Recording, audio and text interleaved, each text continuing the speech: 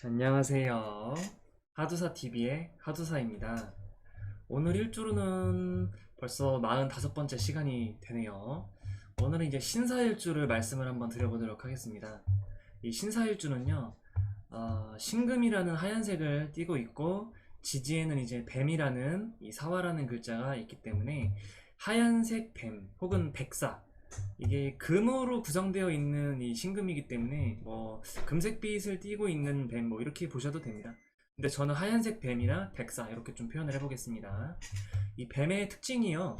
이게 이제 제가 예전에도 말씀을 드렸는데 인목, 그 다음에 사화, 그 다음에 이 신금 요런 인사신이라는 삼형살에 해당하는 그런 친구들은 이 특징들이 명예나 권력에 대해서 굉장히 좀 파워를 원하는 그런 친구들이에요. 그래서 이 사화라는 글자, 즉 뱀의 특징 자체가 명예나 권력을 상징하는 친구다. 그리고 뱀 자체는요, 얘는 기어다니잖아요. 근데 뱀 자체가 굉장히 감각적인 친구예요. 감각이 굉장히 발달되어 있고, 이게 감수성이라고 있는데 인간은 아니지만은 뱀 자체가 표피로부터 이렇게 좀 한단 말이에요. 어떠한 것들을. 그리고 혀로부터도 뭔가 좀 있어. 근데 제가 뭐 표현하기엔 좀 힘들긴 하지만 어쨌든 이 뱀의 특징 자체가 감각이 있으면서 감수성이 아주 특화된 그러한 친구. 감수성이 있음. 그러면서 사람으로 뱀의 특징을 뭔가 좀 사람으로 이렇게 좀 비유해서 좀 표현을 하자면은 이 사화라는 글자는 뱀의 혀란 말이에요. 혹은 뱀의 특징을 가지고 있어. 그렇다는 것은 이 사화라는 글자에는 역마의 속성도 가지고 있거든요. 그리고 오행으로는 화의 속성이에요. 그렇기 때문에 사람 자체가 활활 타오르는 불 같기도 하고 표현이 양적인 표현 능력이 나타날 수가 있겠다. 그래서 표현 능력이나 감각과 감수성이 발달되어 있는 친구. 그러면서 역마의 속성을 가지고 있는 친구. 이렇게 생각하시면 편하겠습니다. 조금 빠르게 좀 진행을 해보도록 할게요. 일간이라는 글자는 나의 정신세계를 관장하는 글자인데 신금이라는 특징이 나타날 수가 있고요. 그 다음에 일지에 나타나 있는 게 이제 사화라는 친구가 일지에 이렇게 자리 잡고 있어요. 그래서 나의 행동이나 부부궁에 위치를 잡고 있기 때문에 사화라는 특징이 이런 부분에 있어서 나타날 수가 있겠다. 그래서 신사일주가 되겠고요. 이 신사일주의 특징을 보자면요. 일주라는 것에 대해서 이 사화라는 친구가 정관에 해당이 되는 그런 십성, 십신에 해당이 되는 정관의 십성, 정관의 십신 이렇게 해당이 되고 12운성으로 보았을 때는 신금이라는 친구가 이 사화라는 친구를 만나버려 가지고 이 사지에 놓이는 그런 친구가 되겠습니다. 그래서 신금이라는 특징이 나의 정신적인 부분을 관장을 하는데 어떻게 나타나느냐?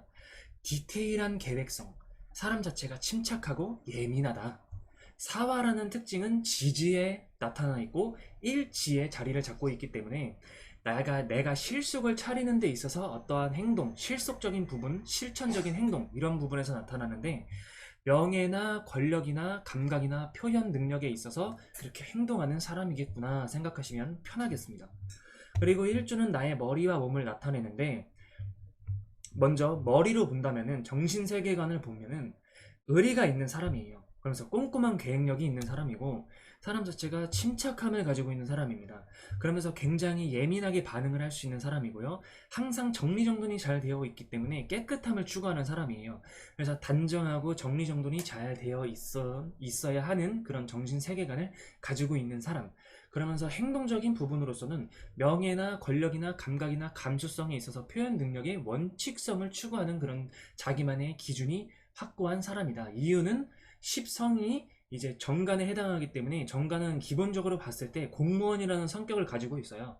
그런데 그게 사화라는 글자가 만나서 정관의 십신을 가졌기 때문에 명예, 권력, 감각, 감수성, 표현 능력에 대해서 자신만의 어떤 원칙성으로 움직이는 사람, 그러면서 생각을 하는 사람, 이렇게 표현하는 게 맞다고 저는 봅니다.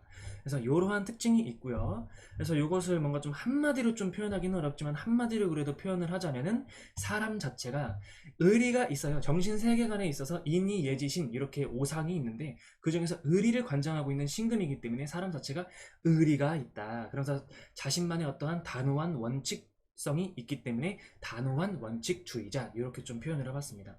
자, 그리고 이 신사일주를 물상론적으로 좀 비유를 한다면은, 신금이라는 것은 가공된 어떤 완성이 돼가지고 완성된 가공품, 혹은 가공돼서 완성된 제품, 혹은 상품, 보석 같은 것, 뭐 이런 것으로 표현이 될 수 있고요. 그렇기 때문에 다이아몬드나 보석과 비교가 될 수 있고 비유가 될 수 있겠다라고 생각하시면 되겠습니다. 그리고 사화라는 글자는 뜨거운 열기를 가지고 있는 그런 친구예요. 그렇기 때문에 큰 불이 될 수도 있고 뜨거운 열기를 가지고 있는 그런 불 같은 친구. 그렇기 때문에 사화의 지장간에는 무토, 경금, 그 다음에 본기에는 병화라는 친구를 지장간에 암장이 되어 있습니다. 그래서 저는 이걸 딱 보고 이게 화급금이라고 하는데요. 아무튼 땅에 필요한 쇠를 재련하는 데 있어서 쓰는 친구. 근데 재련이라는 표현이 맞는지 틀리는지는 이제 공부하신 분들은 이거 그래도 이렇게 해도 되겠다 하시는 분들도 있고, 아니다, 재련은 정화가 재련이다, 이렇게 생각하시는 분들도 있는데, 제가 이제 표현을 하는 데 있어서 좀 틀린 건 아니지만은 정확하진 않을 수도 있어요. 왜냐면은 명리라는 자체가 답이 없어요. 그렇기 때문에 자신의 지혜를 어떻게 활용하는가, 이렇게 저는 생각을 하기 때문에, 제 기준에서 봤을 때는 일단은 무토도 있고 경금도 있고 병화가 있기 때문에 땅에 필요한 어떠한 것을 만드는 그러한 힘, 뭐 이렇게 좀 생각을 하고 있기 때문에 이렇게 그냥 표현을 한 것 뿐이에요. 그래서 네 번째 특징으로는 땅의 뜨거운 열기가 사화라는 글자가 있습니다. 그러면서 이게 사화라는 게 태양처럼 빛이 될 수도 있어요. 지장간에 병화가 나타나 있기 때문에. 그런데 일단은 그냥 기본적으로 얘는 땅불이야. 사화가 지지에 있기 때문에 하늘에 뜬 건 아니거든요. 그렇기 때문에 이 땅의 뜨거운 열기도 될 수가 있고, 혹은 빛이 뭔가 좀 금을 밝히는 그러한 힘도 있겠구나라고 생각해서 이렇게 표현을 했고요. 그 다음에 다섯 번째 특징은, 이제 사주팔자는 8글자를 다 보는 건데 1주만 놓고 보는 거기 때문에 좀 이렇게 표현을 했지만, 8글자를 놓고 보게 되면은 요게 이제 화가 될 수도 있단 말이에요. 8글자에서 뭔가 화가 기운이 강하다면은. 그래서 화이면, 화로 쓰이면은 이 신금이라는 내가 가공이 되는 거예요.